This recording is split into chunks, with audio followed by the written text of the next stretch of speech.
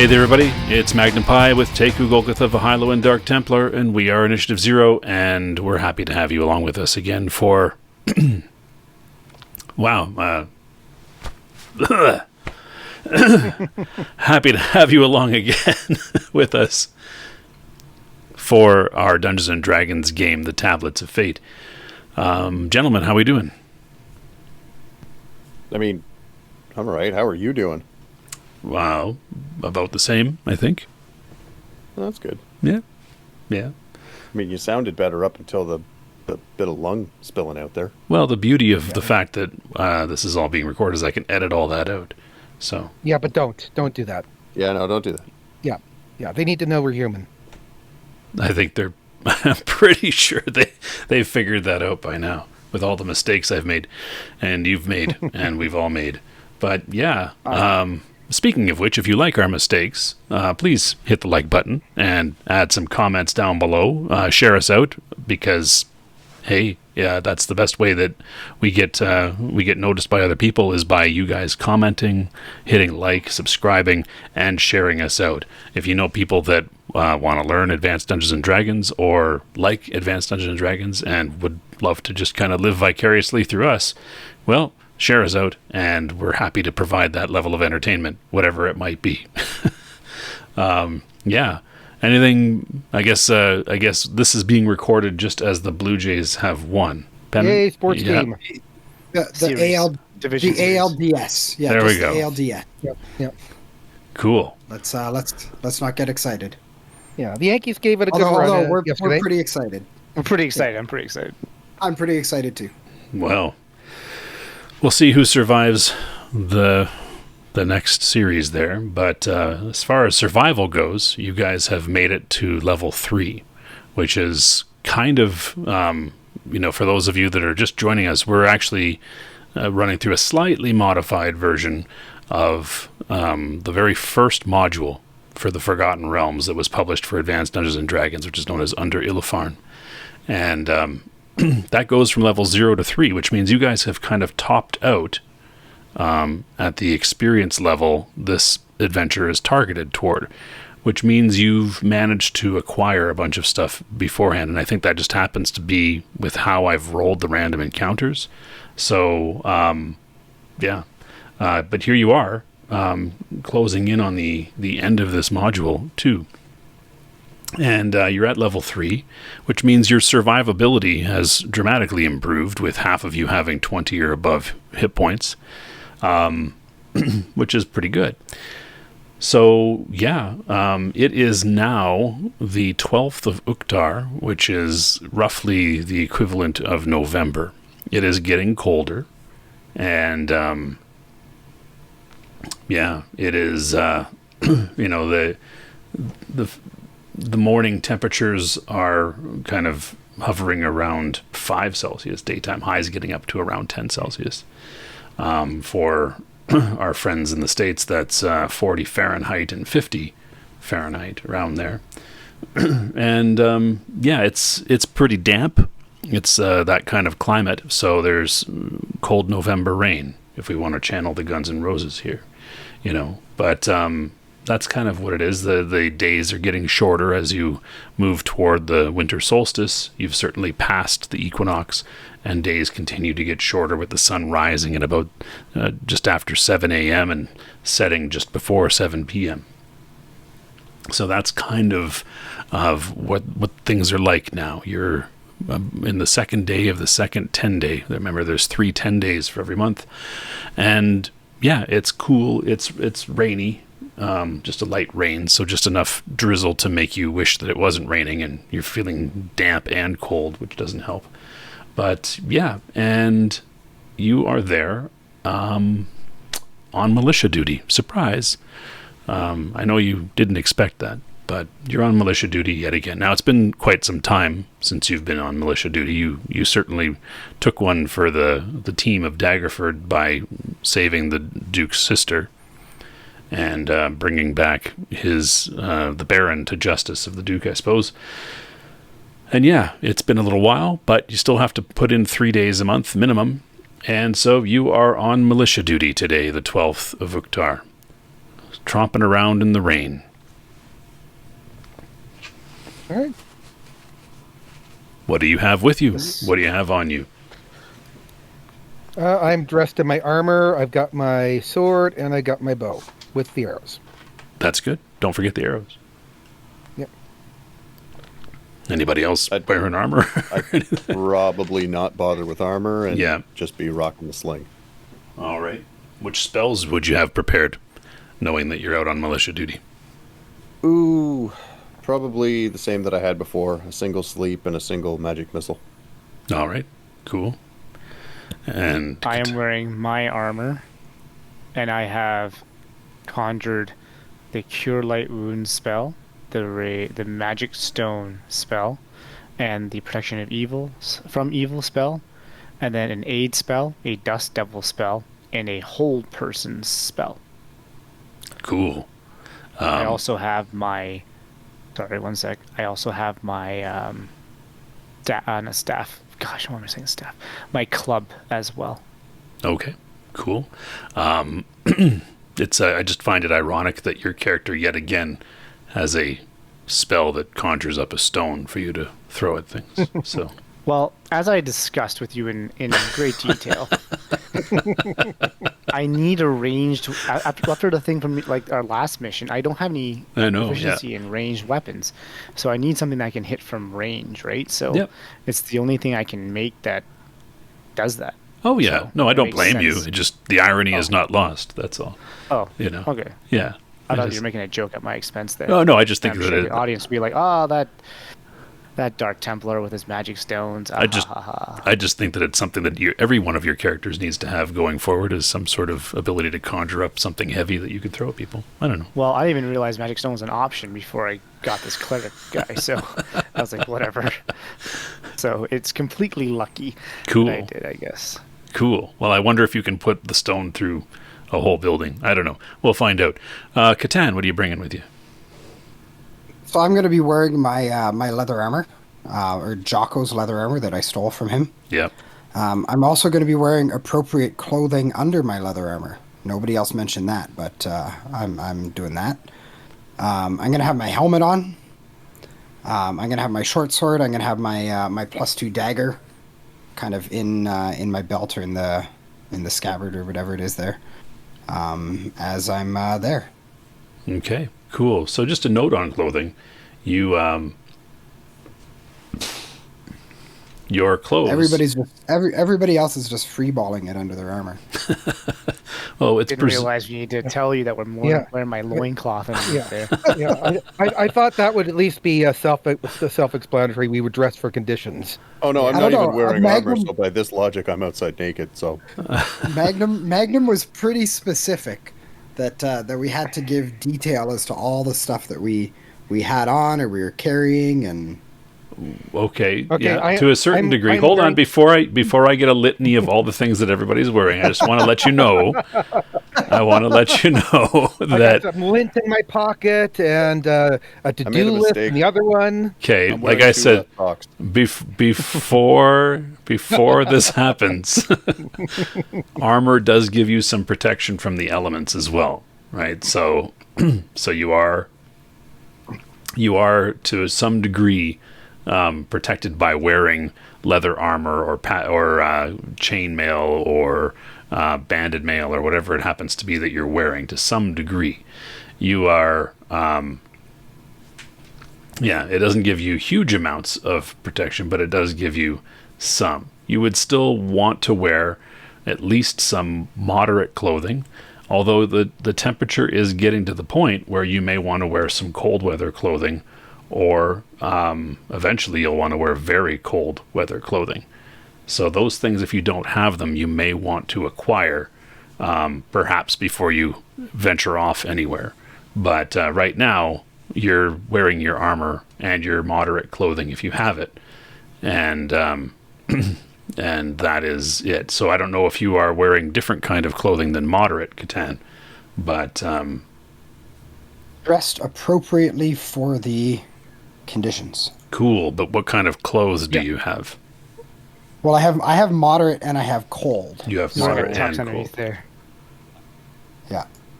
Okay, so yeah, so basically, cold weather clothing is pretty much like wool, right? You got like a wool shirt and wool pants, as well as your cloak. So your cloak can kind of move your clothing level up one notch if need be. Usually that's more for moving from very light clothing to moderate clothing. But if you put a cloak on top of moderate clothing, you can probably withstand some cold as well. So that's the nice thing about a cloak, is that it'll kind of bump you up a level to help protect you. So I also, before we kind of got into it, and with our little bit of downtime that we just kind of came off of, I was also wanting to purchase like a pair of gloves. Is that included in? Yeah, that's included in the clothing. Or? Yeah. Yeah. Okay. Likewise, it's 'Cause I included wanna with your wear- armor, right? Your armor will have gloves as well. Okay, because I want to wear that silver ring that I took from Jocko. Mhm. I just didn't want anybody else to see that I was wearing it. Okay. Yeah. You can have that on under your gloves for sure. Like very cold clothing would have mittens, right? Like big furry, Okay. mittens sort of things. That's kind of like, picture very cold clothing being like you're wearing animal furs and you're very bulky, whereas cold clothing is wool, and moderate clothing is cottons and wool, kind of depending upon what you're wearing. And then light clothing or hot clothing is really just kind of like a tunic, a very light linen, something like that. But anyway, Okay, so I'm wearing my banded mail, my moderate clothing, and a cloak. Yep. There you go. Cool. I'm assuming all four of you have cloaks. I have a cloak. Yeah. Good. All right. So there you are, roaming around. You guys are both, when you're on duty, you are responsible for checking the gates in a certain section as well as roaming the streets. So you have a bit of mixed duty there. And you are roaming around, and you are in the district. Let's see. Here's Daggerford. I'll show you guys. There you are. So here's the main gate down here, right? And this is where you have your rooms. This is where you first encountered that guy on the horse that collapsed, was just outside of this gate. And you guys room here. And hello, stables. Where are the stables? Anyway, over here, these are the barracks where the troops from Waterdeep who came to help address the Dragonspear Castle incident that happened last year, they're still kind of stationed here. And there's a lot of repair and such going on here. What's happening today, as you kind of roam along this wall here in the morning, you see that the dwarves happen to be at work repairing the barracks, the barrack wall here. It's just in need of some repair. There's a dwarven family that has come to Daggerford quite some time ago. They're very well known. One of them even sits on the council, that sort of thing. And they really, they're seen as good hard workers and the like. So they're the Iron Eater clan. Their head is Derval Iron Eater, who sits on the town council. And Derval and his brothers are busy working here. You can see the drill field. Some of the other militiamen are out training in the drill field as you make your way along the wall. And it's at this time, as you're moving along in a light drizzle of rain, that you feel the earth move under your feet. You see sections of the wall that they're working on buckle, and posts that are kind of hold up the wall are pointing upward at strange angles, and the binding holds in the wall are all together, but everything is is starting to lean. Even the wall that you walk along here, the catwalk that goes across the top, begins to buckle and break as the ground continues to shake. The walls, the north wall here on the barracks begins to shake, with mortar and loose stone flying everywhere as they are in the midst of repair. Slowly, inexorably, the north wall of the barracks collapses as you watch without being able to do anything. Its supports give way and it falls, and you can see the dwarven workers caught under the wall. You hear their continuing screams as the dust settles. Hey, I'm going to sprint over there to try to... I'd love you to. First, I need everybody to roll a d20 for me and compare that to their dexterity score. All right. D20.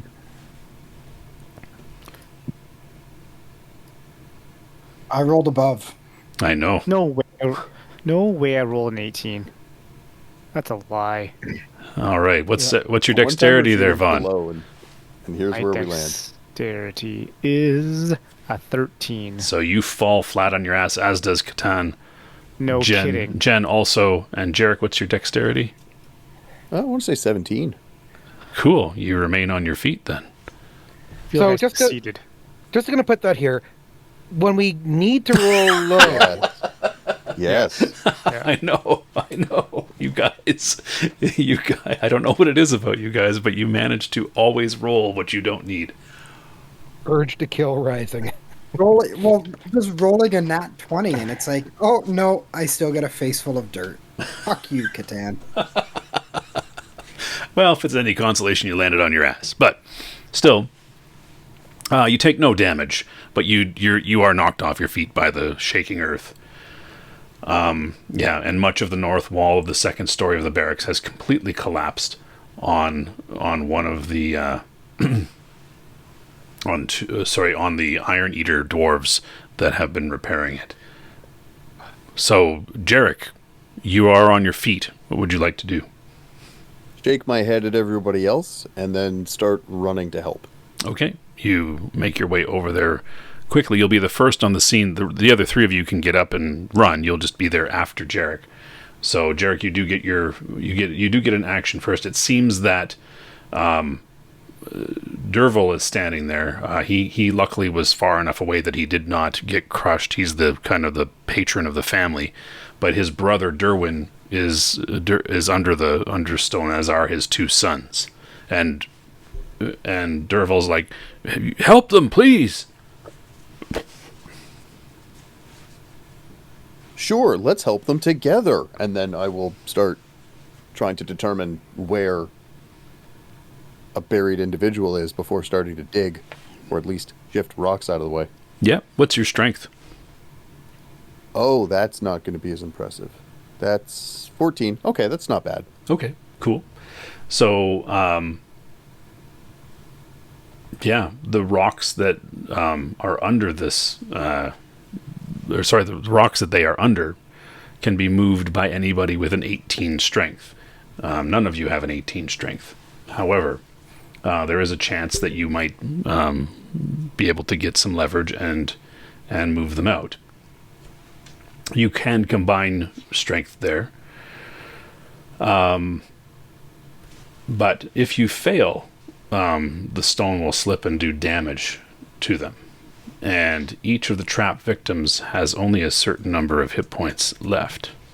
There are, again, there's 3 trapped victims. One You're has the 8 worst hit people. points, one has 11, and one has 9 hit points left. They're the worst people to be sent to help anyone. Oh, Well, no. we'll find out. So... All right, so I'm sorry. Derval was buried. Derval is not buried. His brother Derval is Derwin not buried. and Derwin's 2 sons are buried. Okay. In that case, I will say to Derval, why don't you help me move some rocks then? These are bigger than what I can do on my own. Yep. And he gets his hands under one, and you get your hands under one, and combined, you are able to certainly lift that mass there. Oh, sorry. If he makes an ability check, sorry, you need to roll 5d4 for me.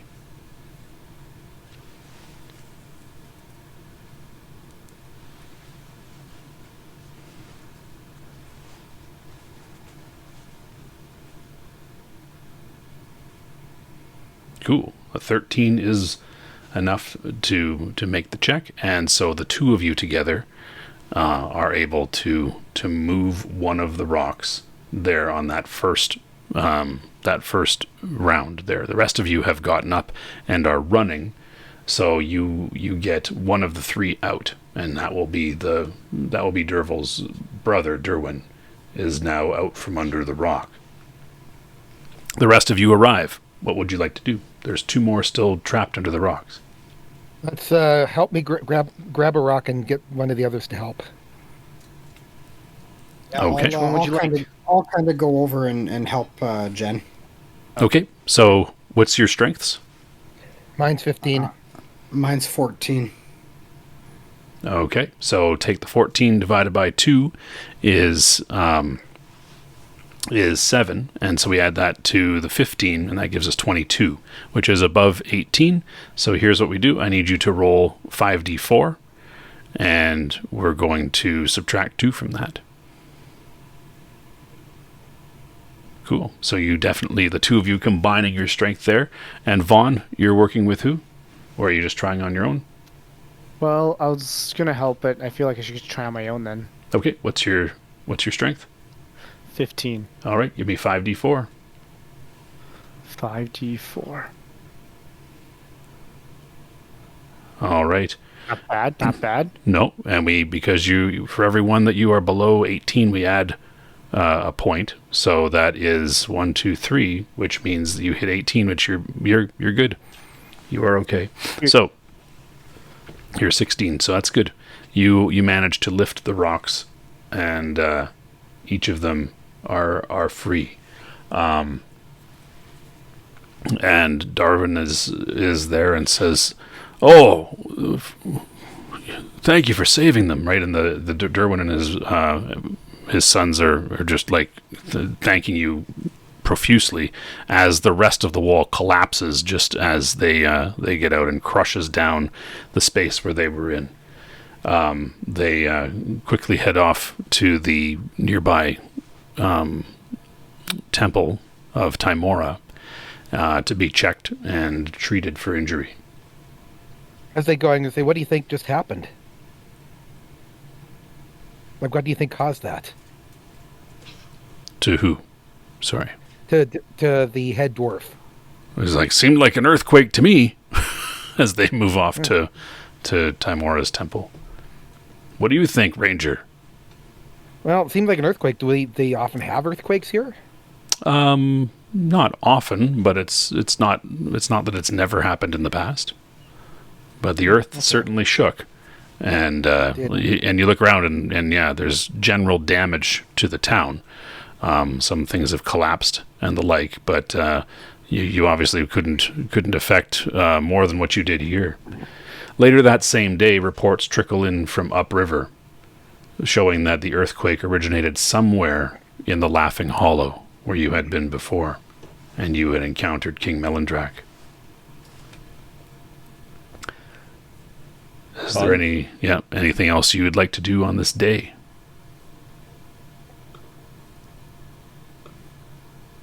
Well, should we do something to try to shore up the wall? Obviously not rebuild it, because that's not possible, but... Well, it's probably better to call that one a wash for now and check the other buildings that are still occupied. That's true. Make sure that they're structurally sound, because I don't want to have to go digging again. Yeah. And if they're questionable, we clear them out. All right. Yep. Yeah, that's fair. It's that what all of you are doing then? Yes. Okay. Are there any injuries that I see that need healing? You can spend your time for the rest of the day going around and treating people that are injured in the town. Like, this is kind of the rest of the day sort of activity that you guys are. Yeah, I'll do that. I'll Yeah. do that. Cool. I'll use healing proficiency. Yeah, good. So that's what you guys do, just investigating and healing And As I'm doing that, I want them also to pray to my god at the same time. Be like, this is because of her, just so you know. oh yeah, when you are there, they give praise to Chantia. Everybody prays to your god, and everybody prays to Lathander, and everybody prays to Timora, and everybody prays to Tempest, and a whole other bunch of gods.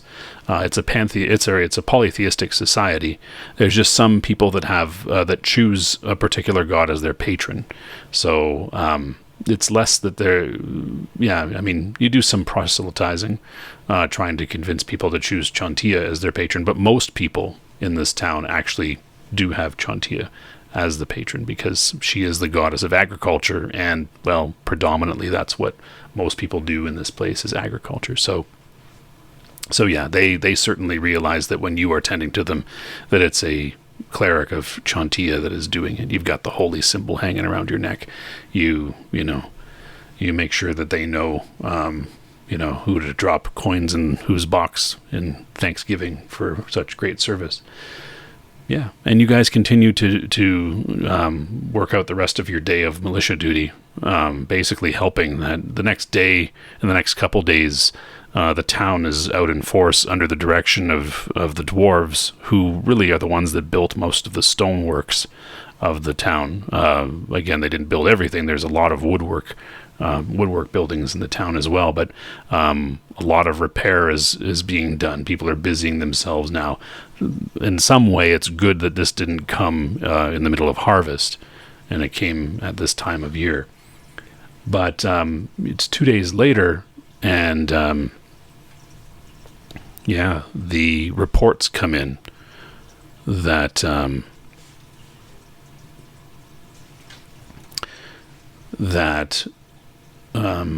upriver, let's jump to another map here that gives. There we go.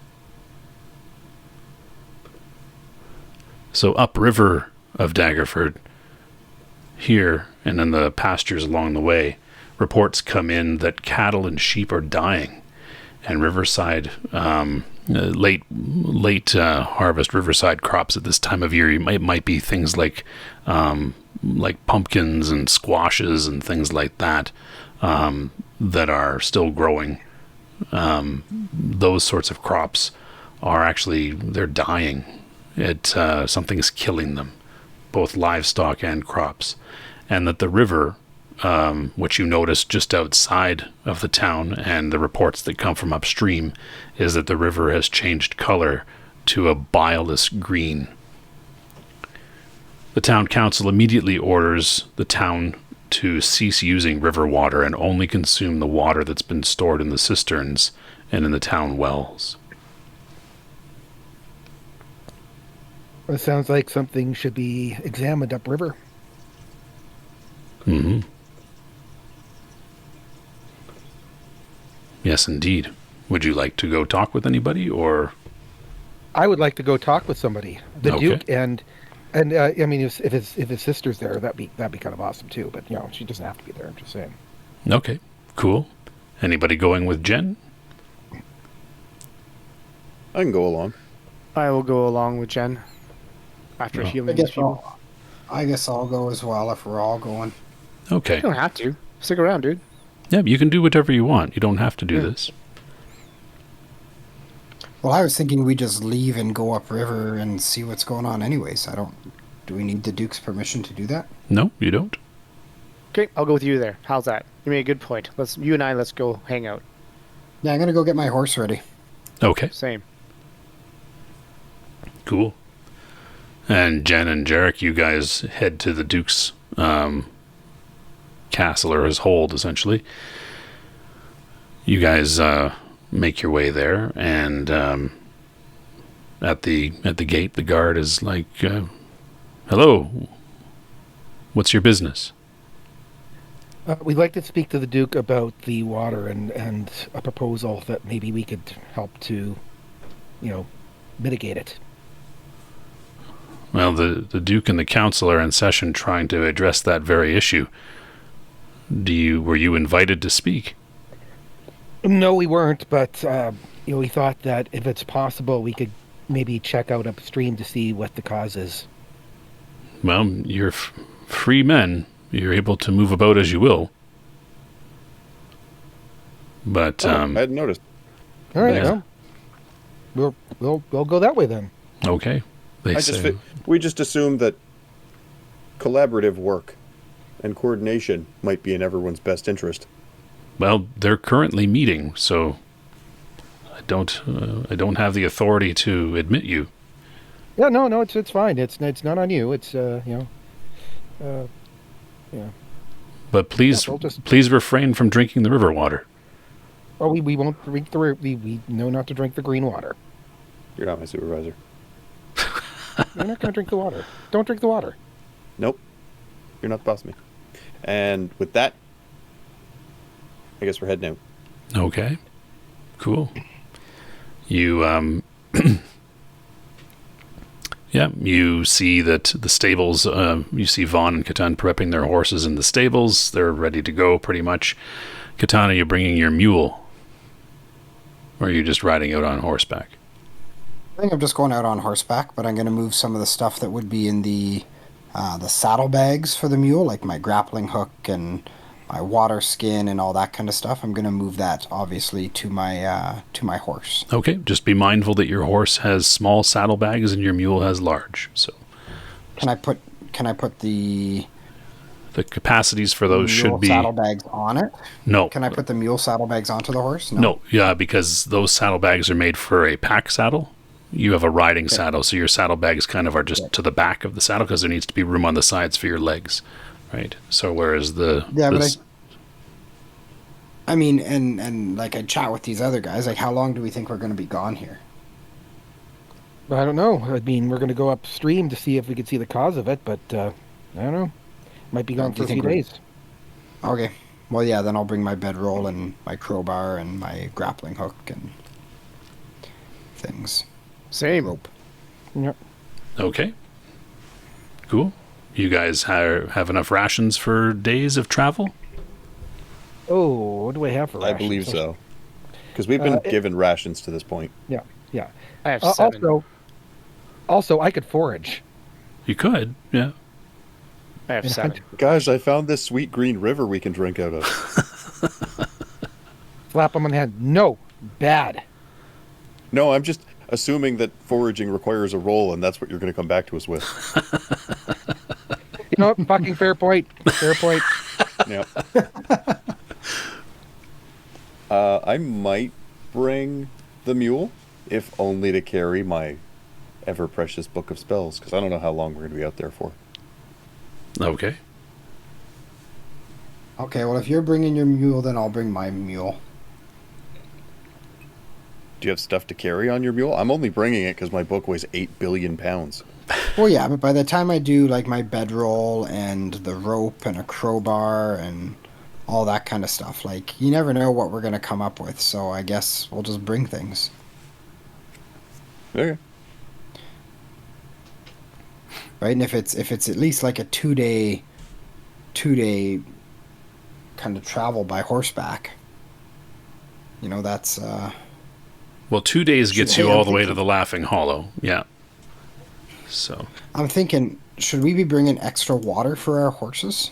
yeah, you'll need to, and feed probably too, right? Well, the feed, like, they got grass. Yeah, it is winter though, so there is stuff they can It's graze on, but Yeah. no, it's think we're late good fall, for I guess. food. It's not really winter. Yeah. Yeah. But you may I'm want just to. thinking, like, we can't just put them up to the river and say drink out of the river, Correct. right? So we should probably plan to bring some extra water for our horses. Well, I mean, that becomes pretty heavy after a while. I mean, I don't disagree with you. They can't drink from the river, but I don't know the Well, practicality. if we've got a of cooking getting pot, water. there is snow which shouldn't be tainted by the river. There's no snow yet. No. There's just rain. Oh. Well. All right. Bring a pot. If it's raining, we could, get something from that. Yeah, you probably have the means to collect water, for sure, right? I mean, does anybody have a tent or anything like that, or We all We have do. tents, I think. Yeah. do I you? thought I had a tent. Yeah, we have one big tent. Yeah.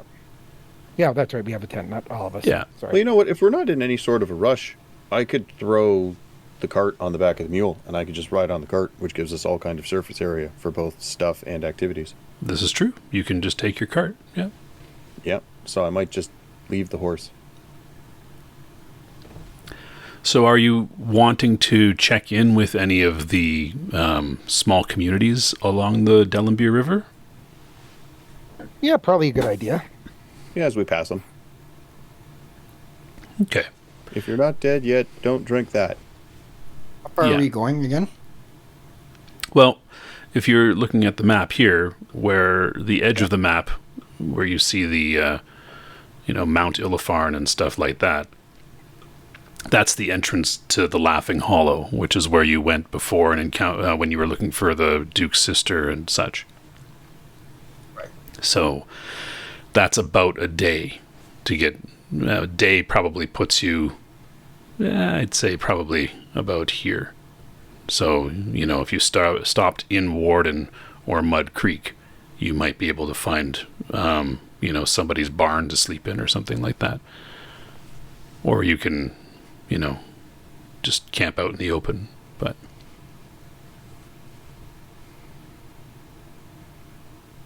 I mean, how much is it an inn? I think it's like there are no inns. Right? There are no inns there. Oh, right. Sorry. Sorry. That's right. Yeah, No, those are just small little hamlets. So Right. All right. Well, we'll play it by ear.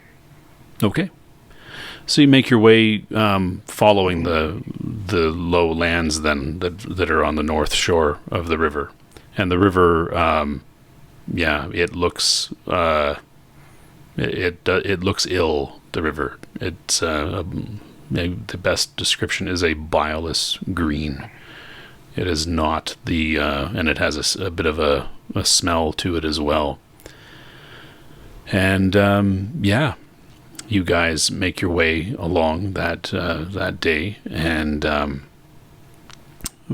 by about lunch, you are at Stillwater.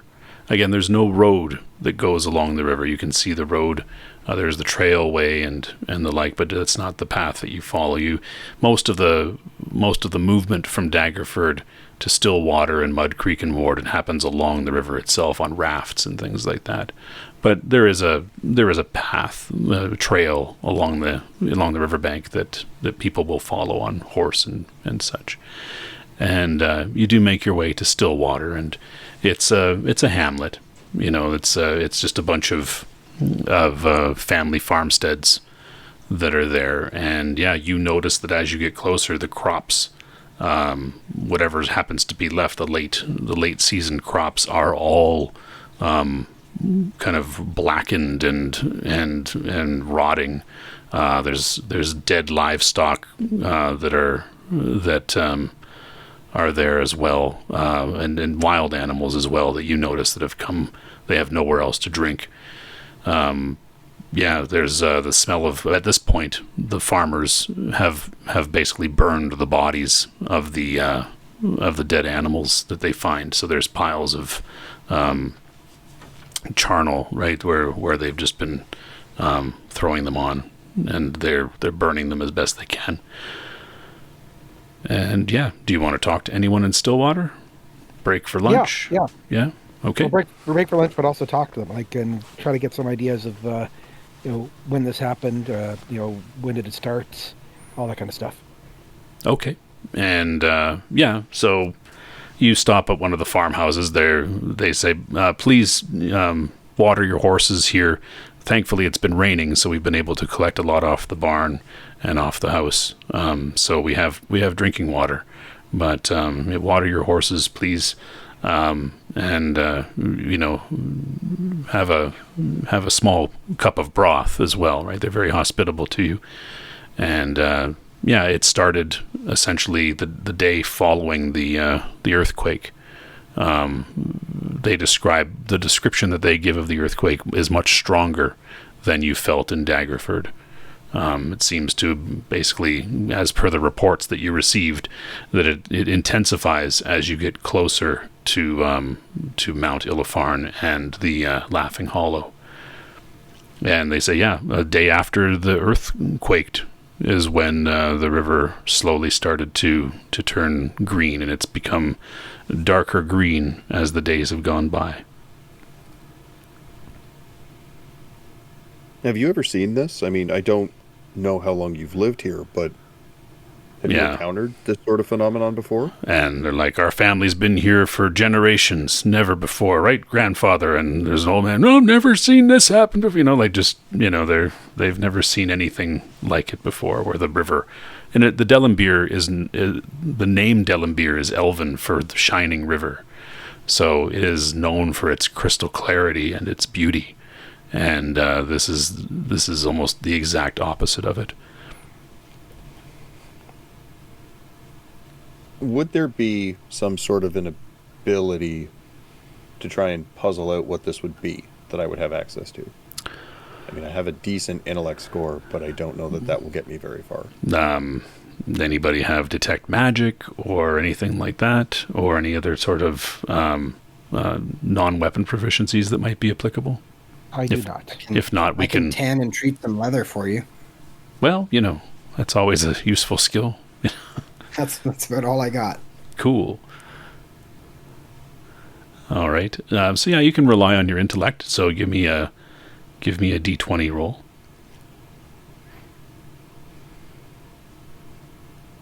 It is the dew of the mountain. That's why it's so green and smells weird. That's right.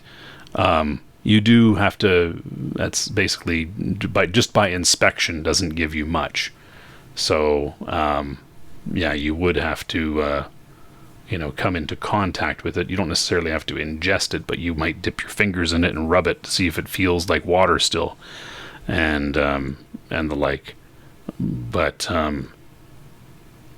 based on everything that you know, this is you'd have to rely on some sort of magical detection to see if it is indeed magical. But it does not seem to be natural in any sort of way. This is not not an event that normally happens, although it's your deductive abilities would, like everybody else's, conclude that it's probably linked to the earthquake. And I'll pass that along to the others, underscoring it might be magical, but I don't know. I don't have the skill to determine that. Or the spell. Well, more to the point. If only you had a cleric that could prepare. If only someone had detect magic. Yeah. That was here. I did not prepare that spell, so no. Oh, okay. I don't have it. Fuck you. You'd like that. All right. Cool. Anybody else want to do anything in Stillwater? I don't know if there's else what I could do. I think. Thank them for their hospitality. Yeah. Continue on our way. All right. I mean, I debated pickpocketing somebody, but no, I'll leave it. Jeez. If I see traps, I'll remove them. Okay. Awesome. Sounds great. So you spend the rest of the day moving along, and you make your way to Mud Creek, which is on the north shore, which is the shore of the river that you are on. As you turn north, so that you can see there's a bit of an embankment there, right? Mud Creek is at the top of an embankment. When you get to the top, you can see across the river to the town of, or the hamlet of Warden across the river there. And Mud Creek, aptly named, but because it was founded and the farms around it, right near Mud Creek, which is this little stream here. Right, and it is not green. They don't have any sort of taint to the water there, so they are able to pull water out of Mud Creek and use it to water their livestock and such. And the animals, they're basically not letting them near the river, but they are watering them from the creek. So then we know it's coming from the river specifically. Yeah. And it's not tainting that. It's not going upstream then. It's not, it's flowing downstream. Yeah. Okay. So it's not acting unnaturally, I guess.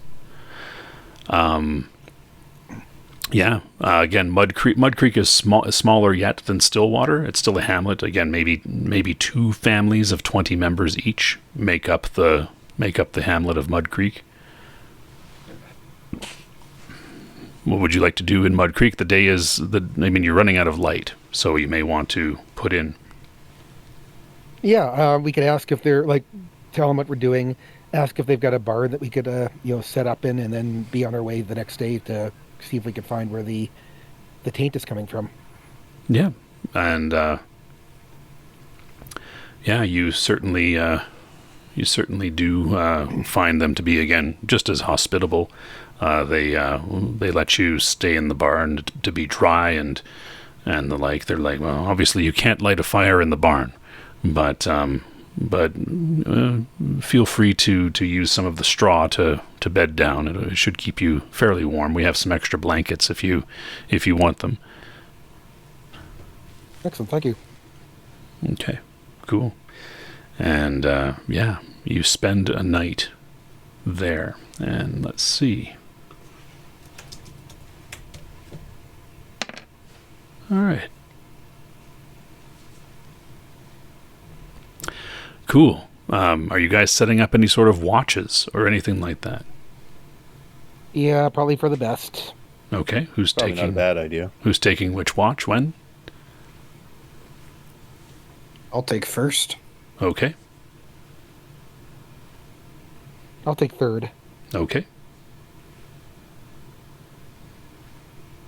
I don't mind either of the other two, honestly. I'll take final. Okay. I guess that leaves second for Vaughn. All right. And the night passes relatively uneventfully. Jarek, you take the last watch there. Would you like to begin preparing any spells for the day on your watch? You can't really be watching if you do, but it may be... Well, I've already got spells prepared, so... That's true. Yeah, I just didn't know if you wanted to change it up at all. Right. Oh, no, that should be fine. Okay, cool. And as you're there, just kind of looking around the barn and the like, what you notice is that... he's somewhere. There we go. There's an elf kind of standing in the front barn door way, right? That's it's just kind of open a crack, and he's standing there. He holds a bow and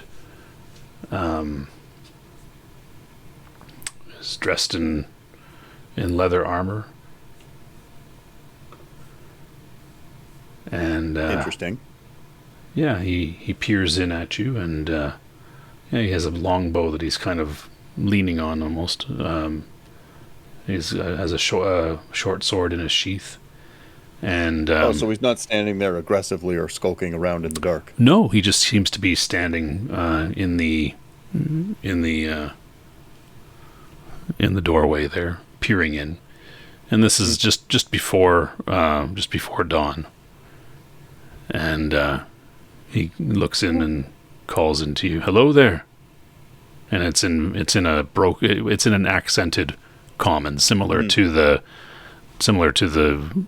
common that was spoken by Melandrach, the king. He looks to be dressed in similar clothing. He has the same sort of complexion as that type of elf. Yeah. So then I will return the greeting and say good morning while taking off my glove to show that ring that he gave us. Not making a big show of it, but enough that it's... Yeah, he gave you a leather pendant that had perfect. embroidered things. Yeah. So we'll subtly, but not so subtly, display that, I guess. Mm-hmm. Says, yes, I heard tell from the animals that friends of the king had taken up in this barn. I am Deldrak, Long Arrow, sent by the king to Daggerford. Are you headed that way? We're coming from Daggerford. We were following the river to find the source of the taint. Oh, I have news from the Laughing Hollow for the Duke and his council. Would you accompany me?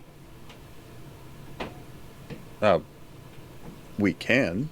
We did just leave there. They were having council. Well, they may want the information that I have to offer. And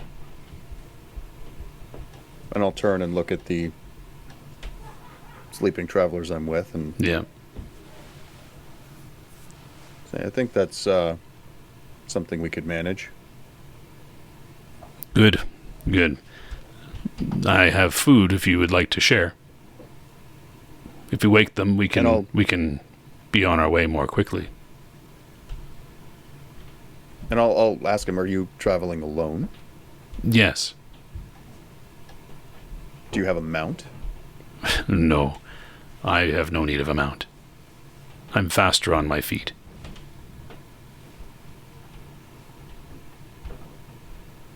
Well, you may as well come in and make yourself comfortable. Thank you. And he steps in there and he leans his bow against the door and sits down and takes his sack off of his shoulder and opens it up and displays a number of different berries wrapped in a leaf and things like that. And he says, perhaps we should wake them and we can eat together. Yeah, they just won't be happy about it. And with that, I will go about individually waking them while making it clear someone's here, but a guest, not an enemy. We don't need to pull weapons. Thank you for that, though. Okay, so the three of you are awoken by... Great, well, I'll wake up. All right. I'm not going to be happy about it. I'm not happy about it. Yeah. Hello, sir. Who are you? Deldrak Long Arrow. Oh. Sent by the king of the Laughing Hollow, Melandrach.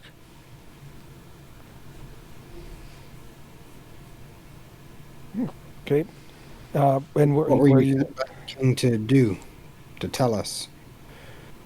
I've heard tell from the creatures that you were the ones that came to the Laughing Hollow, and you were sleeping in this barn, so I checked in, and lo, here you are.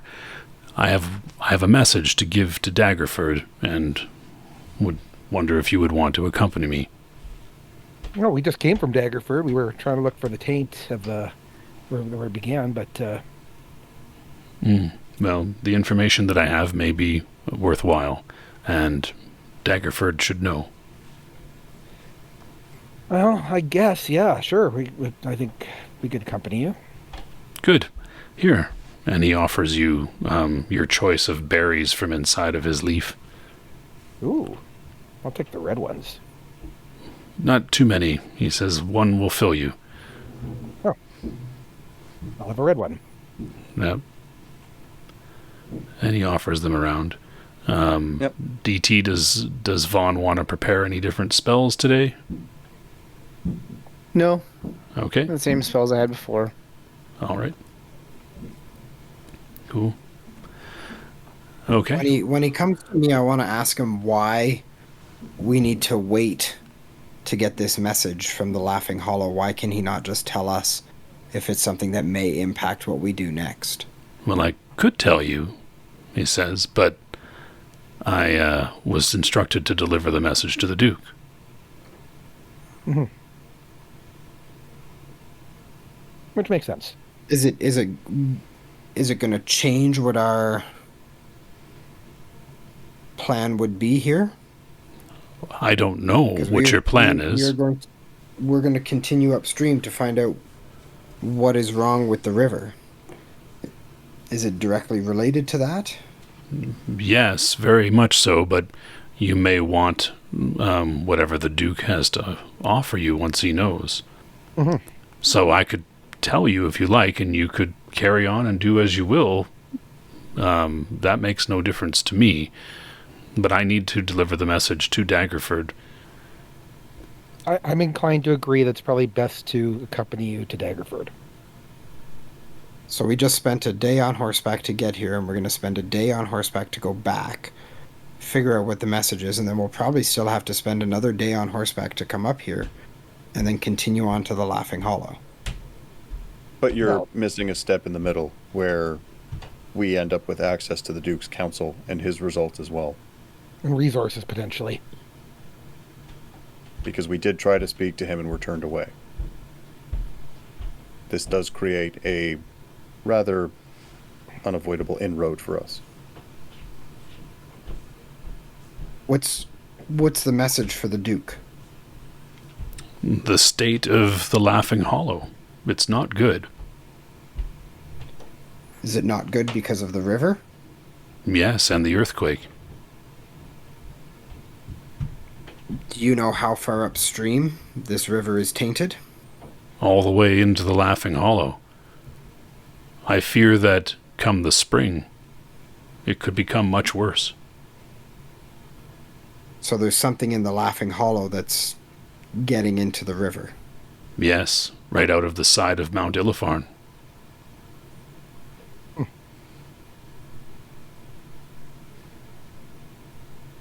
Interesting. I say we still go to the Laughing Hollow. Well, And you can pass the message on to the Duke that we're continuing to the Laughing Hollow, and if he needs to send reinforcements and send support, he'd do that. I would be much more comfortable if we had his counsel and possibly resources. Well, if I may, Melandrach, my lord, has requested you to be the ones to go on behalf of Daggerford because he trusts you. Ah. Again, I'm content to deliver my message to Daggerford and inform him that the four of you have gone off anyway, and then return back to my liege, but it's your choice. I am not your master. I think we need to go with haste. I think we need to go to Daggerford. Please. Is that the same thing? Haste and Daggerford? Is that No, what you're saying? I want to continue with haste to the Laughing Hollow. Okay. Daggerford costs us 2 days, but potentially sees us better equipped and supported on the way there. But we can also get equipped in the Laughing Hollow. Well, I don't I- know that we can. I don't believe that you'll find much equipment in the Laughing Hollow. I think going to the Duke would be the best idea as well. All right, Yeah. so So I know I'm it is, inclined it is to- a detour, but I think it's a Yeah. pretty Oh, important it's not a one. detour, it's a return to starting. And when we saw everybody in Daggerford that didn't have any water to drink, we're just Daggerford gonna has its extend that by cisterns and 2 its days. wells. They're just saying don't drink from the river, but the town has all these cisterns up here. Anything marked with a 5 is a cistern. They collect water. And it has been raining, so And it has been raining. But needing to solve the river problem is certainly still there. You're right. It's not like you just don't want to solve that problem, but they're not in dire straits. Right. And if we attend him and help escort him to Daggerford, we may potentially get more information that would help us in our efforts. In addition, he says, I'll be accompanying you back to the Laughing Hollow if you are so sent by your liege, and I'd imagine you'll want to go even if you aren't. So, if you want to travel without me, you're more than welcome to. But I would say 5 against the things one might encounter along the way is better than 4. I definitely agree with that. I agree. well, sounds like it's decided then. All right. Well, have a berry. It'll tide you until we get to Daggerford. If I were to go on my horse, how long would that take to get to the Laughing Hollow? Another day, and you would be in the Laughing Hollow on your own. It's up to you. But what happens if we get to Daggerford and the Duke tells us not to go? And I don't see him telling us not to go. Rather, he would just not offer any additional support. All right, I'll load up my horse to go back to Daggerford. Okay. And So you have one of Deldrach's berries. And you make your way back to Daggerford uneventfully. And we're back. And you're back to Daggerford. And, yeah. Deldrach moves almost unimpeded by the brush and stuff like that. He walks just slightly off the path ahead of you and moves as though he had a road under his feet, easily keeping up with you and your horses, even though you're not at a full gallop because you have a bit of a wagon train there with the cart and everything like that. But you make your way back to Daggerford after a day. And when you return with Deldrach, the keepers at the gate are quickly dispatched ahead of you to go inform the Duke that there's an envoy from the Laughing Hollow.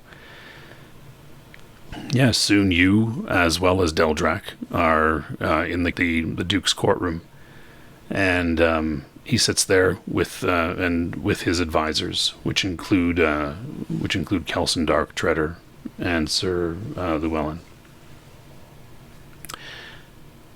And Deldrach relates to the Duke that the great earth-shaking caused much destruction in the Hollow. He says, trees have fallen, dryads have died, the Nixie's Lake has drained half away. You guys recall the Nixie's Lake. But the greatest damage was not in the Hollow itself. The earthquake was centered in a hill just on the border of the Laughing Hollow. There were rock slides, and a large crack opened up in the side of the rock face, and from out of this crack pours a stream of bile green water that flows in an old creek bed. Perhaps it is the way the water flowed many years ago, but the earthquake also breached the embankment between the Hollow and the river and let this stream into the river. The Hollow itself is not yet being flooded through the embankment, but when flood season comes in the spring, it might be a very different story as the river floods out our land. The plants and animals around the stream bed are all dying, and my king asks for your help in stopping the river of poison. The king believes that your men here, and he refers to the four of you, would be the ones best suited to find the cause of this poisoned water and how to stop it. He trusts them because they saved his life.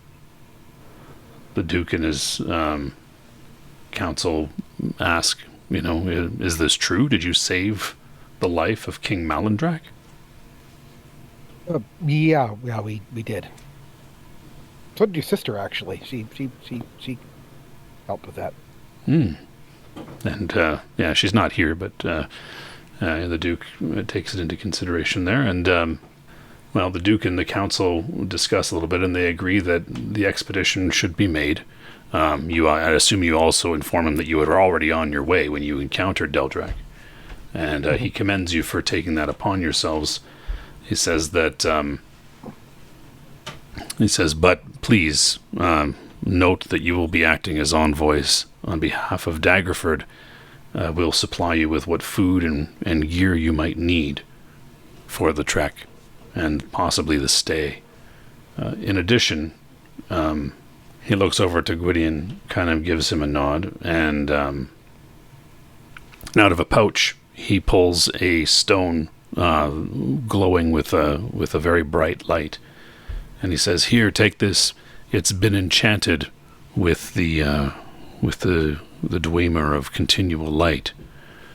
It should save some of the weight of carrying torches and lanterns." And he hands it to you, Jarek. And I will thank him. While looking at him, reflecting on his past insults. Well, insult singular. All right. Cool. All right, so with that, he says that you'll leave tomorrow spend the day getting prepared. Let him know is there anything that you guys need. Now, rations, of course. Yeah, he'll be supplying you with food. Yeah.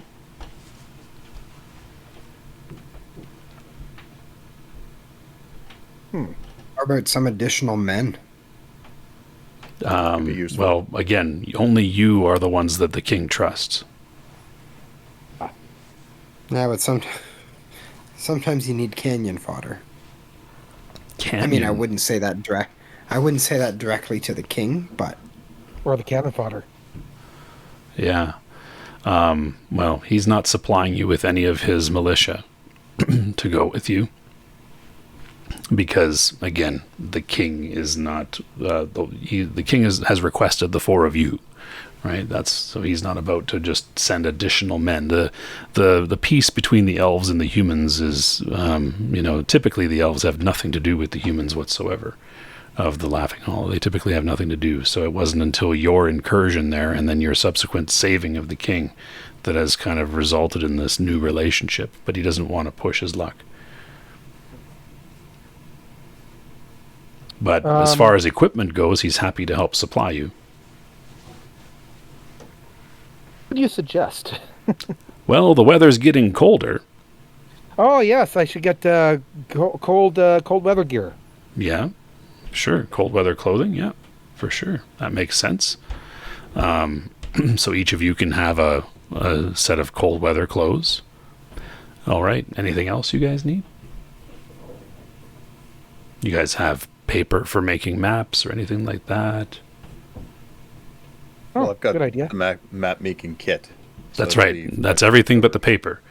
So you have all of the paraphernalia you would need except the paper to write it on. So, Well, then paper would be useful, I suppose. okay, cool. Do they have any, spare potions of healing? There is no alchemist in town. And so they don't have anything of that, but he says perhaps the good acolyte Vaughn, or you might not even be an acolyte now, you're a priest possibly now, can ask for some assistance. Healing is the truck of the clerics, after all. So, Vaughn, do you think your mentor would be able to help with that? I can ask. And you wanted potions, right?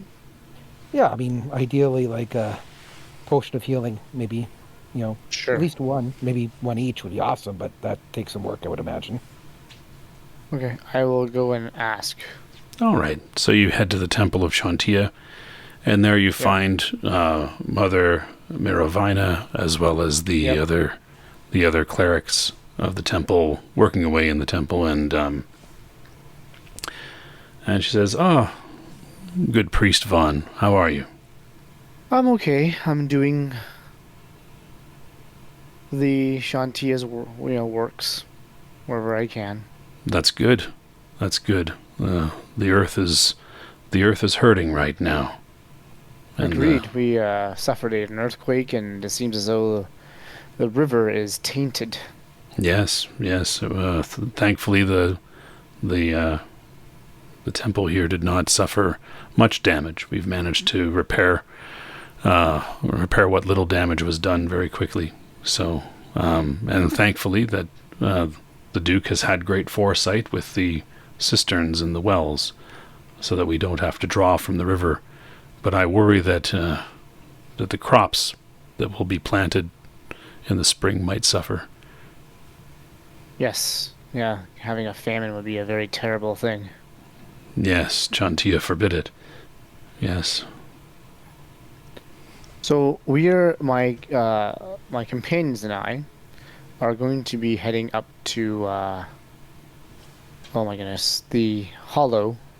I can't remember this full name. The Laughing Hollow. Laughing Hollow. Laughing Hollow, to investigate this situation, and we're wondering whether you had any potions that would help us or aid us in our adventure. Oh, well, I'm sorry, my child. I don't have any sort of potions. The only thing we have are some some components that might be used to cast spells, but what I can spare are these. And she grabs 6 vials and walks over to a font and fills each of them with holy water. And she says, "I can give you these. They will be useful as components, or, again, Shantia forbid you encounter the undead, or for any particular needs you might have to have this blessed water." Do you think that is the source, the undead, to this situation? What comes to mind? I would imagine it arose from the earthquake. When the earth opens, well, as you know, all sorts of terrible poisons and other things can taint water that runs through the earth. Various minerals and whatever happens to be contained beneath the mountains and the hills. Okay. Well, you mentioned undead specifically, as I was just curious. Only because holy water is a foil to their nature. Right. Okay. Well, Shantia be with you, and hopefully I will see you again. Yes. May she bless you and keep you safe. Thank you. I walk back to my party and find them and spread the news of the 6 vials of holy water, and that's all they got. And whatever's doing this sounds pretty evil. Well, anything helps. So I certainly appreciate the holy water. I mean, if we are going to fight something that's undead or something, that's going to be handy. All right. Anything else you guys need? I think that's it. I can't think of anything else. Yeah. You guys will be prepared to disembark the next day. Consider which spells you want to prepare. You have 6 vials of holy water, as well as the rock or the stone of continual light. And there you are. How do we go about denoting that our cold weather clothes are bulky? Oh, that would just be when you wear them.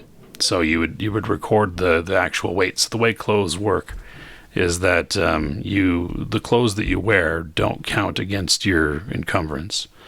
But when you aren't wearing them, when they're being stored, then they count against your encumbrance. But when you put them on, the bulkiness of the clothing may shift you in a movement category. I'm wearing mine. Okay. Yeah, I'll be wearing mine. So. Same sort of thing happens with armor, right? You may have a very light load, but you're wearing bulky armor, and so it shifts you by a movement category.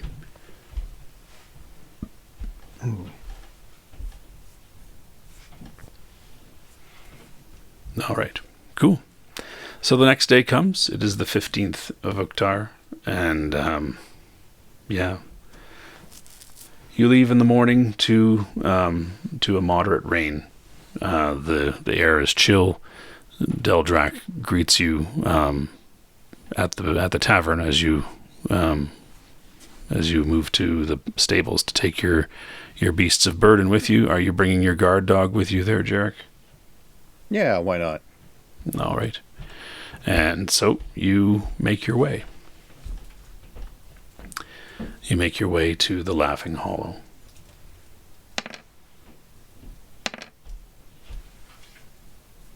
Sorry, is it worth bringing the spell book on this one, do you think? Because it's going to be a couple of days and we don't know exactly what we're going to be dealing with.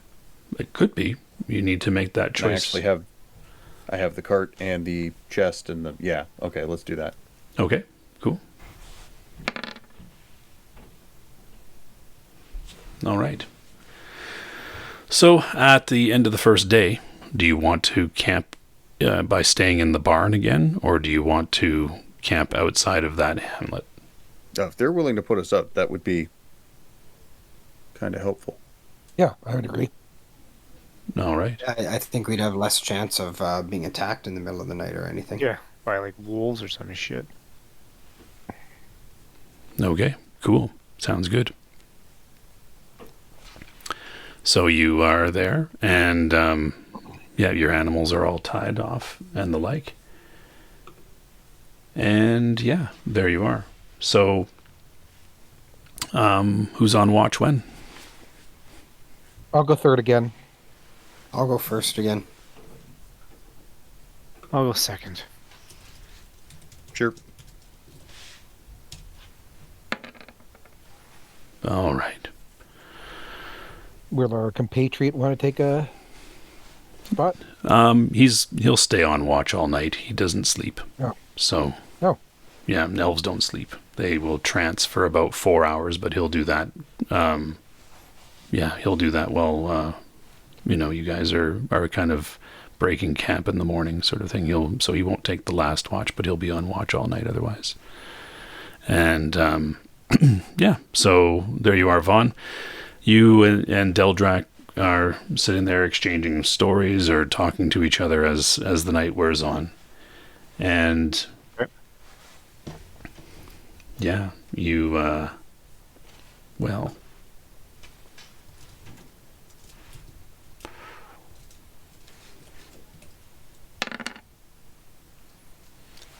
you both hear a noise coming from out in the fields. Given the amount of cool air and the rain lately, there's a mist that has kind of moved in from the creek and the river there that covers through the fields. The fields, of course, have already been harvested and just have stubble on them. But something is moving out there. You can hear them and you see some shapes. Drek, what do your elf eyes see? So I can't make it out. I've got good ears though. Okay. But so. Why don't you alert the others, and I will stay on watch here. This might be something if we see multiple shadows moving here. Mm-hmm. It may be nothing, but I'd rather be prepared. All right, so you rouse the others? Yes, or he does. Okay, you send him to do it. Okay. And he will go wake the others. And what you see moving out in the midst there. There you go. Does it say bugbear? I can't read that. Bugbears! Oh no! Jeez. Okay. That's really good. I like that. Yeah. I like bugbears. Is serious acting followed by just a non-response. No, All that right. was absolutely Golgotha being upset that we're having to fight bugbears. All right. Well, And maybe they won't want to fight. Maybe we can parlay with them. Who knows? No. Okay, whatever. Are they giant? Are they big? How big are they again? They are large size. Okay, so I get bonuses against them at least? You can check your list of things. Yeah. Yeah. Why is Cool. it every night that we do anything we have to get attacked from? I don't get it. Like, Because I rolled a 1 on the d6 for the random encounter. That's why. Great. So And no, we've already had a night of only a friendly elf showing up. that's right. Yeah. Okay. So there you We're are. getting spoiled. And we're gonna do this a little bit more theater of the mind than tactical. So I'm just gonna move things over here a little bit. I'd imagine your dog is with you there, Jarek. Sure. Whereas the horses and the mules are in in the barn and such. But Vaughn, what you see as you peer out into the mist is about 90 yards away. You see two large lumbering figures moving toward the barn. They stop every once in a while to smell the air, but they kind of move quickly with some haste toward the barn there. And they look a little bit of like they're clumsy because their gait is a bit shambling, but they do move very quickly. What you notice is that as they get closer, where you heard them moving before, right, you heard a quick grumble from one to another, and then they kind of slink down closer, and you strain your ears to hear them moving. But if you hadn't heard them before, you wouldn't even know where to look now. But they were dressed in kind of hides and the like as they moved closer. So they were about 90 yards off, and you see them, and let's see if they see you.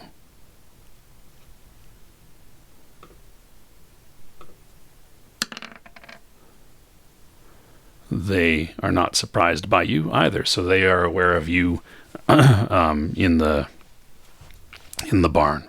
We need to declare action. So Melandrach has roused your party there, so you're all able to take action. So what actions would you do? Melandrach, long arrow. Yeah. Sorry, I have to write that down. Yeah. Melandrach. Okay. And what does he have exactly? Like, do I know what he's holding? He has a longbow and a short sword. Sword, yeah. Longbow, short sword. Okay, sounds good.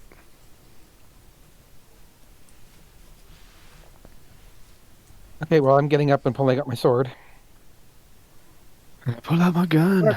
Actually, quick question. How quickly can a person put on armor? It depends on the armor rating. So, what's your armor rating? Your armor, of your armor. My armor, so bandit armor, it is, I'm not sure what the rating would be. Where would that be? It would be the armor. It would be what they, what it adds to your armor class. So that would be its rating. So if you look up under your armor.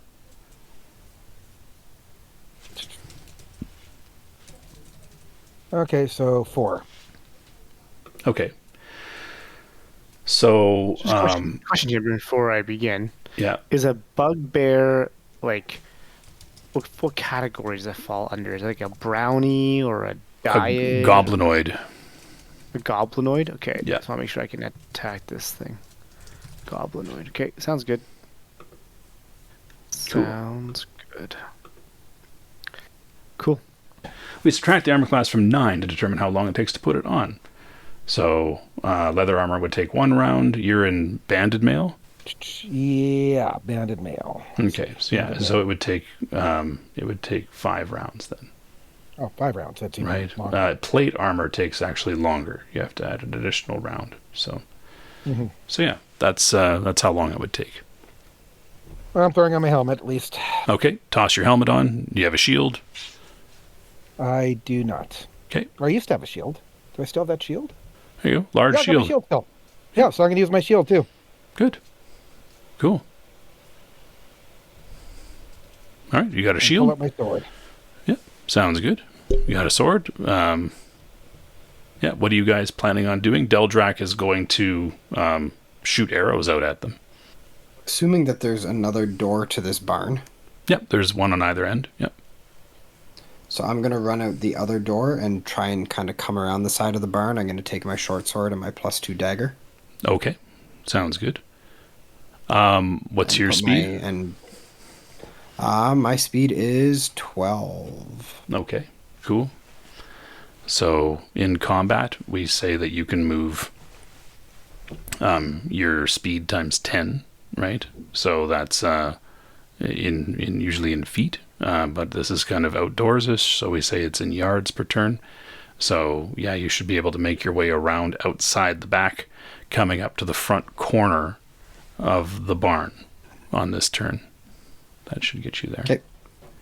Okay, other people, what are you guys planning on doing? I already know what the NPCs are doing, so. I'm going to go out and kind of hold my action until they get to the barn.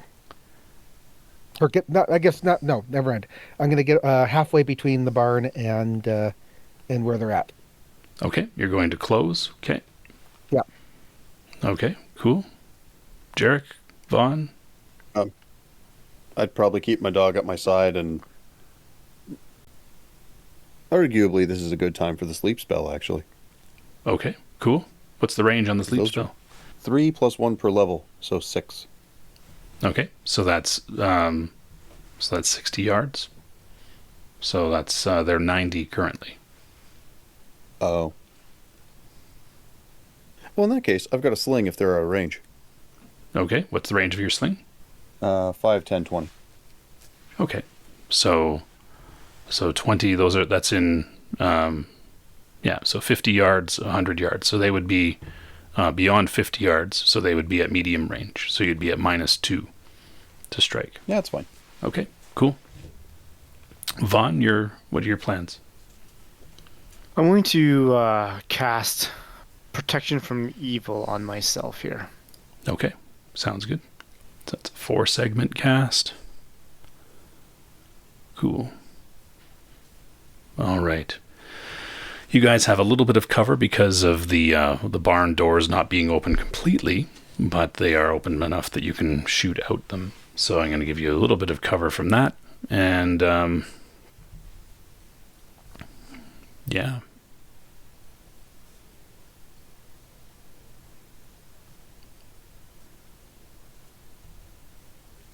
Okay, so yeah, let's roll some initiative then. Do you want to roll it, or do you want me to roll it? I'll roll it. It's fine. Why not? Did you already roll it? That was me. Oh, that was you. Okay, sorry. Submit. Come on. Okay. Aw. That wasn't terrible. Yep. So they they will be moving a bit closer. They rush forward. They seem to, as they get closer, you see that they have javelins, and they like you, Jen. They close about half the distance, so they're about 50 yards away by the end of this round here.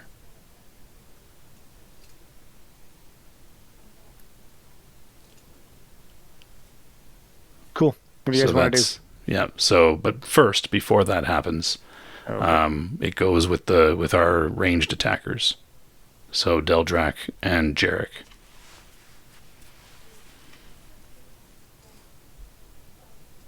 So Who Jarek, wants to roll for Deldrak?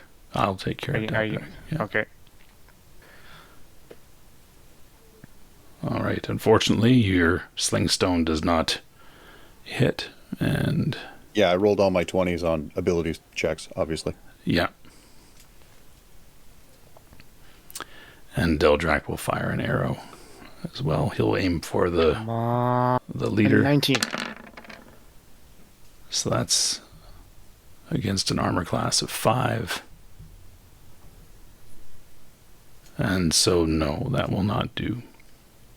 Oh, Damn. jeez Louise. Yep. So his arrow goes wide. At least you know we're there. Yeah. Well, they knew you were there, and yeah. So now it's those that are moving. So Vaughn, I guess you as well cast your spell. You begin casting your spell. The bugbear leader closes, as does the bugbear, and you guys are Catan. You move around to the corner of the barn, so they are now about 50 yards away. Jen, you have closed that distance as well. Are you basically within striking range, or are you still a bit distant? I'll say striking range. Okay, so you've made your way all the way into striking range. Good. So which one are you squaring off against? Let's go bugbear leader. Okay, so you approach the bugbear leader with your shield and your sword drawn. He has a javelin, and he also has a battle axe that seems to be slung over his back there as well. All right, so this is round 2. We should declare our actions now. Oh, sorry, ranged attacks. The last ranged attack. So Deldrak and Jarek get their second attack. You now have the Big protection money. from evil Von on. So. Sweet.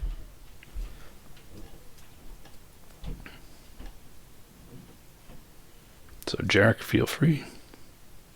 Is it still a -2 because the range has changed? The range would now be 50. So you would be no longer a penalty of -2. No.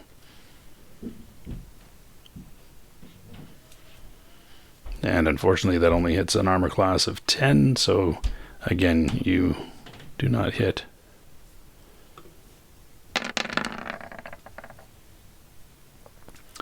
And he hits for a 7.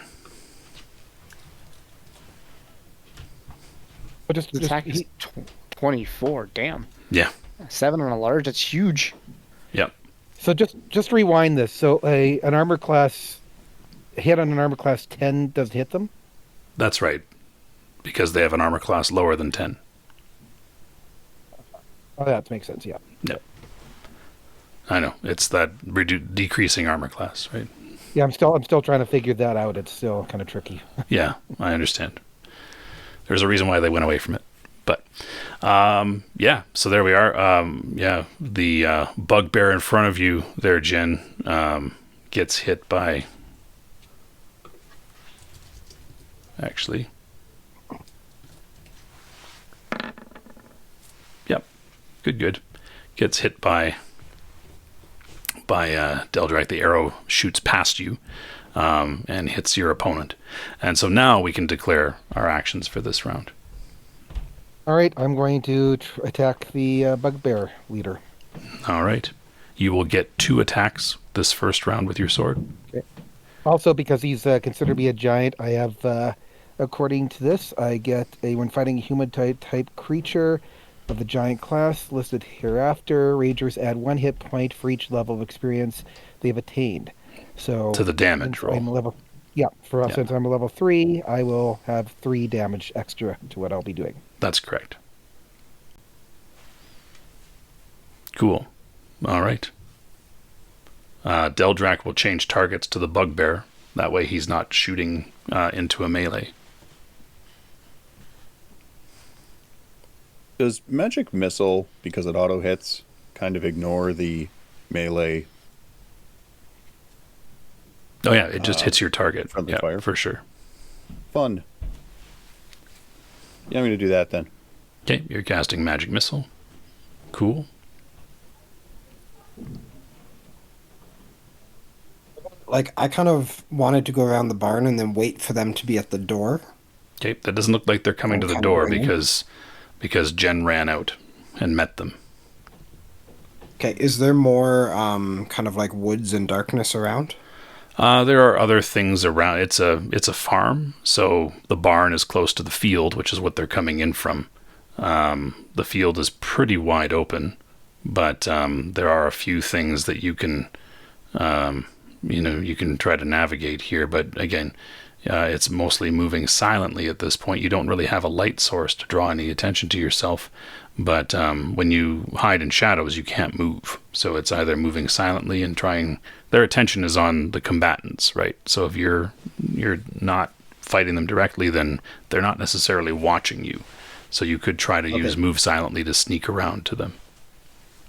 Well, if they're not really watching me and if they're not really listening, like if that's not where their focus is, I just kind of want to move around to where I can get behind them. Yeah, you can try to move silently. They're, again, as I said, 50 yards away. So you can try to move silently in that way. So that's cool. Vaughn, what are you doing? I will be... I'm going to be... You're doing sleep, right? You said? Or no? No, magic missile. I'm going to try and soften the one that's already damaged in the hopes that Jen can just down it. Okay. Oh man, what do I want to do? I'm going to cast Hold Person on both of them. Can you cast it on both of them? Yes, I can. It freezes in places 1 to 3 humans or humanoid creatures. See below. I see. So if you reduce the number, their saving throw becomes more difficult. Okay. Yes, but I think holding both of them might be advantageous. Sorry. Yeah, for sure.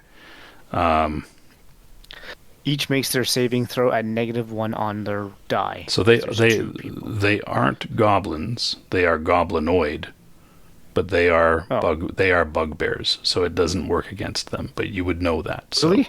Yeah, it won't work against them. They are. That was sort of... Yeah, no. This is actually not listing a creature type. This is actually listing the creatures that it will affect. Oh. Yeah, there's something called Hold Monster, which is a higher level spell that would affect them, but this one won't, unfortunately. Oh, so should I just like not do this then and just pick a different spell? Yeah, just you would know that it wouldn't affect them. So, Oh, okay. Yeah. Okay, then I will conjure Dust Devil. Cool. That takes 3 rounds to cast. So if you Yeah, start whatever. on this round, it's what you're going to be doing for the next 3 combat rounds. Yeah, we'll see what happens here. Go Okay. for it. Why not? Okay. I'm not doing anything else. You could do something Nope. else, but okay. Nope. I can't. Okay. Sure. So you will begin casting that spell. That sounds good. Sounds good. Okay, Deldrak will shoot at them again. And Catan's going to move in to close. And Jen is there. And Jarek is casting a spell. Okay, let's roll initiative.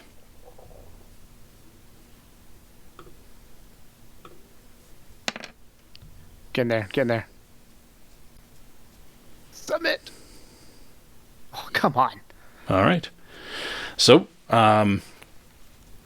yeah, we do ranged attacks first. So the bugbear is going to throw his Javelin. javelin, and he's going to aim at whoever would have been standing in the doorway there. There are 2 people standing in the doorway, Jarek and Deldrak. So we'll figure out which one he hits with a 50-50 there. But first we'll roll to see what he's striking. For a 12, which means he can hit an armor class of 4.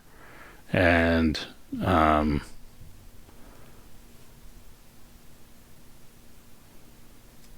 yeah, so he could hit either of you with that throw, except you guys have some you guys have a little bit of cover there as well, so that's a bit beneficial. You have an armor class bonus of +7 because of the narrow opening there, which means, what's your armor class now, Jarek?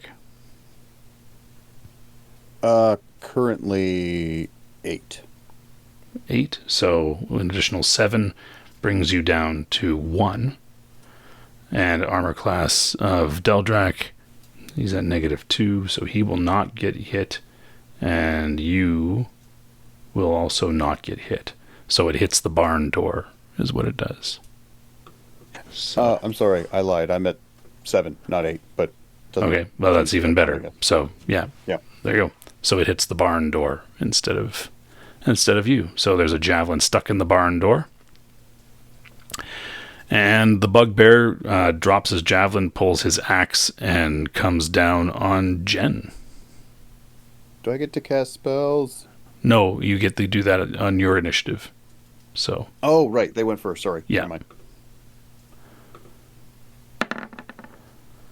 so that will hit Jen, I think. A 19 for him hits an armor class of -4. So that will hit for 3 points of damage. It could be worse. All right. Deldrak launches his first arrow. Yeah, that will hit for 5. There we go. Cool. And that's Deldrak's shot. And that brings us to Jarek, your magic missile. There we go. All right. Cool. So roll your 1d4 + 1 for each of these guys. I was going to throw both at the same target. Oh, sorry. I thought you were going to split it, but sure, go for it. So I was going at the leader in the attempt to let Jen cut him down. Yep, go for it. Perfect. Okay. That's hilarious. We hit. This is par for the It course. took damage. It took damage It off of him, did. so that's a plus. It That's, did. Any bit counts. All right.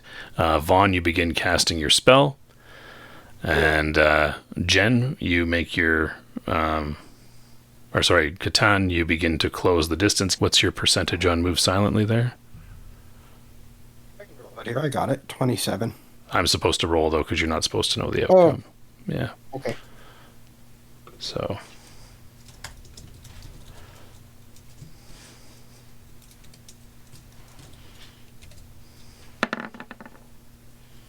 All right, and you begin to make your way across the grounds. Cool. And that brings us now to Jen with your first attack. And damage modifier +3. So, unfortunately, you swing and you miss. You collide with the thick hide of his armor, and so we go to our next second attacks here. Neither the bugbear nor the bugbear leader have an additional attack, which brings us to Jen. You make your second attack now. All right. Come on, I could hit this guy, can't I? Should be able to. Yeah, well, should. You haven't You'd think, done yeah. so yet, but that ain't doing it. Nope. So again, another miss. And now it is Deldrak's, Deldrak's second attack. For 6 points. All right. The next round, you guys determine which actions you're going to take. I try to keep fighting my bugbear leader. All right.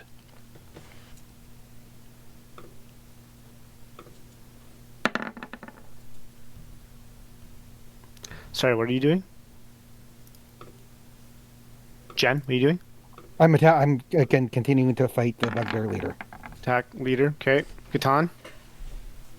Whichever one I'm sneaking up on. I don't know which you one attacking? it is, but I'm going to use that backstab. Backstab. Okay. And then And Jarek. I'm going to use my +2 dagger. Sure. I'm going to go for Sling on Bugbear because that should avoid firing into melee. Okay. And I might give my dog a kick and get him moving. And I'm still casting. Okay, I'm good to go. So, Catan, which one were you attacking? Whichever one I was closer to. Like, I wasn't moving towards a specific one as I was moving. Okay, so the bugbear would be the one that you would have been closer to then. Sure. All right. And Deldrak will shoot at the bugbear again. Jen can attack, and Vaughn's still casting. Catan will also attack. Okay, so we roll initiative. Got it, guys. I'm going to win this one.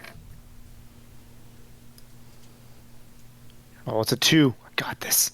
Yep, you guys go first. Yay. It's done. All right. That's how it's done. Yay! So Deldrak Wow. will take his shot. I'm so excited to win anything. All right. And that's an armor class of 5, so he does not hit. Your chance there, Jarek, to do a ranged. Okay, you also miss. And Jen and Catan. So Catan, he turns to see you approach, so you made noise. He was able to. You aren't able to get your backstab in, but you can attack him. Oh. Yeah. Okay.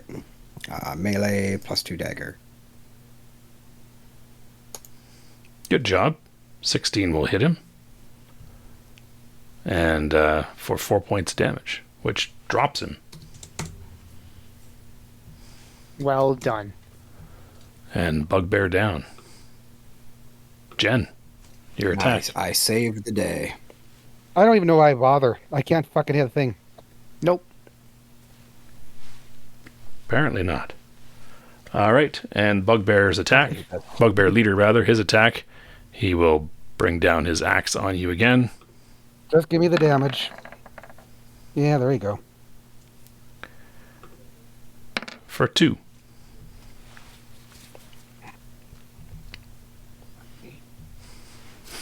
All right. And Jarek, your second ranged attack. I don't know that I want to fire into melee. Okay. Sounds good. Deldrak. Yeah. Not. Deldrak also not using his second attack on the bugbear leader to avoid hitting Jen. So that brings us to the end of that round. Next round, Catan, you could charge at the bugbear leader if you wanted to. just so you're aware. Yeah, I'm So- gonna do that. Okay, cool.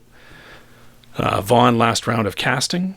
After this round, you'll have a Yeah. Dust Devil. Deldrak drawing his sword and running out into the fold there at the Bugbear leader as well. Jen, Yeah, well, I'll try to kill him. I won't, but all right. Bugbear leader is going to make a strategic withdrawal on his turn. Jarek, what are you doing? I'm going to send Ruckus after him, which Okay. is the name I've settled on for this dog, by the way. Cool. All right. So, yeah, here we are. Let's roll initiative then. Got this. Here we go. Where are you at? There you are. Okay. Submit. Oh, a 5. Oh, you're making this tough, but I feel it. I feel it in the bones. Yeah, you did it. Look at that. Good job. 2 for 3. That's pretty awesome. Yeah, cool. So, Or 4. One or the other. Catan, you're closest with the charge, so your charge goes first. You get a +2 strike.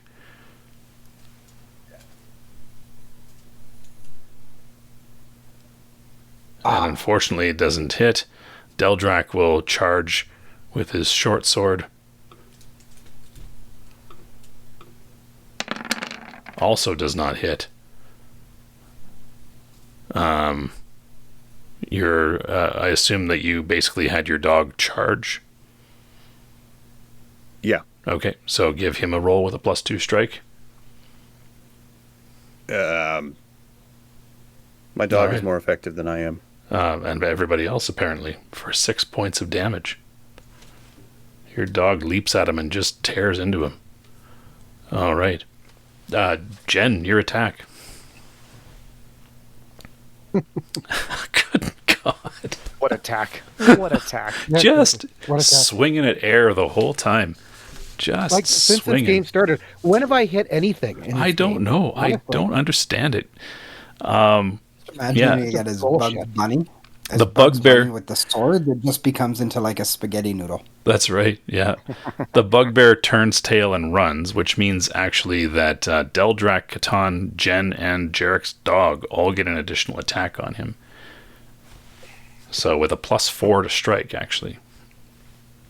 I still won't hit him. You go first. I go first. Oh, well, Catan went Alright. first, so a 14. Oh, I threw one out there. Yeah, that's okay. That will not hit, unfortunately. Okay, so +40 hits. See, didn't even hit with that. Nope.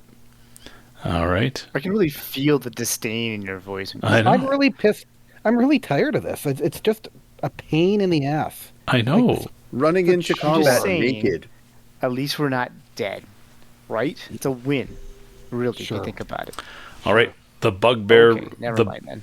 The bugbear retreats. However, you do now have a dust devil, Vaughn. The bugbear has moved a distance away. How fast is your dust devil, I guess? Oh, I don't know. It's up there somewhere. I gotta find it again. Dust Devil. Where are you at? How fast is it? Yeah. I don't even see the speed of this bitch. Move, it would be. I don't see move anywhere though. Can you put it up in the It's a chat? level. Move, 18 inches. That's it? MV. Well, inches 18 is outdoors. You multiply that by 10, and that's yards, so 180 yards. Yeah, I'd rather, if they can attack it, I'd rather attack this thing. Yeah, For you can sure. you can send it to attack him for sure. I will do so. I will send it. Okay. Full send. Cool. It's a 2-hit die monster. His THACO is 16, which means he needs a 12 or better to hit. So All roll, right. roll a d20, and if you get a 12 or Wow. better, I have a good feeling. Got a good feeling here, guys. Boom. look at you go. All right, roll a d4 for me for damage.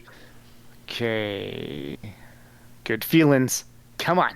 2 It's points not of bad. damage. It's 50%. 50%. I'm happy with that. All right. Here I rolled a 20. Yeah, your Dust Devil cuts off cuts off the bugbear. He has moved 90 yards. Do you guys wish to pursue? Yeah. Oh, Yeah, sorry. I mean, we may as well. We might as well get some more loot. More Yeah. looty for the booty. You know what I mean? Yeah, for sure. Plus, we don't want him finding do more these friends and things coming have back. loot? Are they? I guess they're. Everything has loot, humanoid. man. They can walk. They have walk. They can loot and cut off their balls. Oh, so why am I not going and looting the one that I killed? Because You it's the helped middle kill of this because one it's the middle first. of combat. That's why. That's why. Yeah. You wouldn't stop you in the can middle go of do that, I combat. That didn't stop me with Jocko. But you Okay. were kind of removed from the rest of the combatants, right? They were kind of two centers of combat with Jocko. So rather than engaging another set of combatants, you stayed where you were. You could choose to stay where you are right now, but you aren't right beside the bugbear body that you were at. So you would have to move regardless. Yeah. No, I'm gonna yeah. chase this guy. Okay. Cool.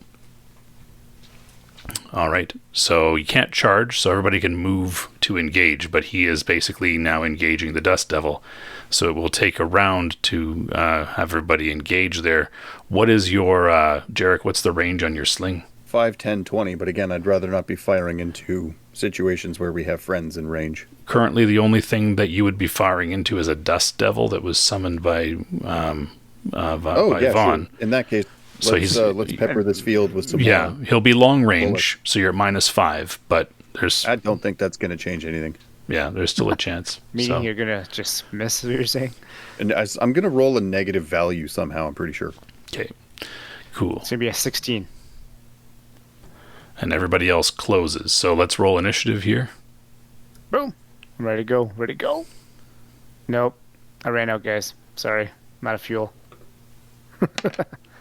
All Just right. barely. Yeah. He's going to give a swing of his battle axe at your Dust Devil. At my wind. Well, it says it can be hit by normal weapons. So with a 9, however, he hits armor class 4 Class 6. So Six, that six. means that he does not hit your Dust Devil. Damn right. Yeah. And it is now your Dust Devil's turn to engage. Oh, sorry, Jarek, you get to do your ranged attack. Does Deldrak also get an attack there? He's closing. He has his short okay. sword drawn. So, Okay. yep. So you miss, and Rolled a 0. yeah, and now your Dust Devil gets I another wasn't kidding attack. when I said I was going to roll a negative value. Sorry, what was that? I'm rolling now. Yep, for your Dust Devil. Look at you go with a D4 for damage. 2 more points of damage. All right. It's getting close, guys, to the wire. You know who's gonna kill him? Our boy, I'm gonna kill Jen. him. I'm gonna get that final shot in. Jen, I feel this. I feel this for you. All right. So it is, you guys have closed again here, and the bugbear leader, he is, yeah, he has enough penalties, though. way. Oh, morale check. Yeah. So he has enough penalties that, but he rolled low enough that he's not going to surrender. So anyway, yeah, declaration of actions. Basically, everybody but Jarek and Vaughn are present and able to hit. Yeah. Try to hit him. Do you still get the +4, or is that No, he's not running away right now. He's going to do more of a tactical retreat, trying to defend himself. So he has his full armor class. All right, try to hit him.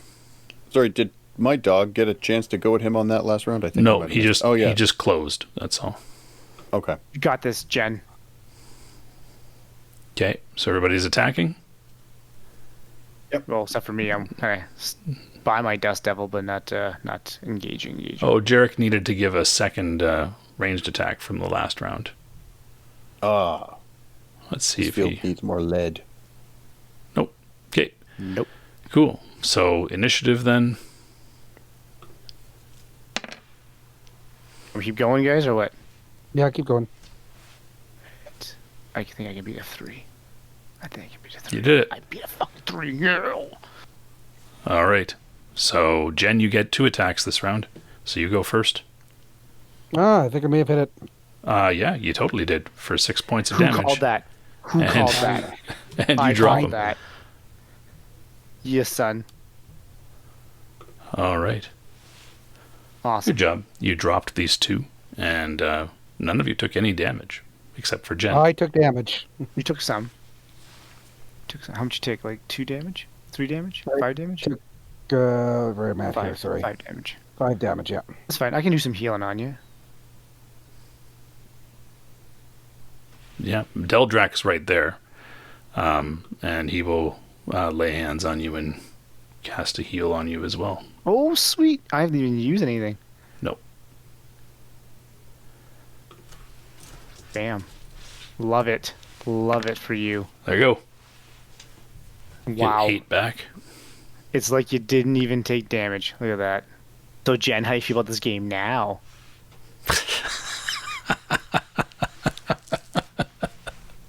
My silence probably indicates how I feel about this game right now. You killed something, man. I was like, so happy for you. Yeah, but at what terrible cost? Like, there was no cost. There was this zero is like cost. 45 minutes of my life I'm never going to get back. Zero cost here. What are you talking about? We killed 2 things. Like, We're gonna it's really done a very good job convincing me that spellcasting in this game is a complete sham. Why? Your Okay, magic that's missile fine. worked quite well. Yeah, it works Fighting real level well. also worked very well. Fighting with a I sword.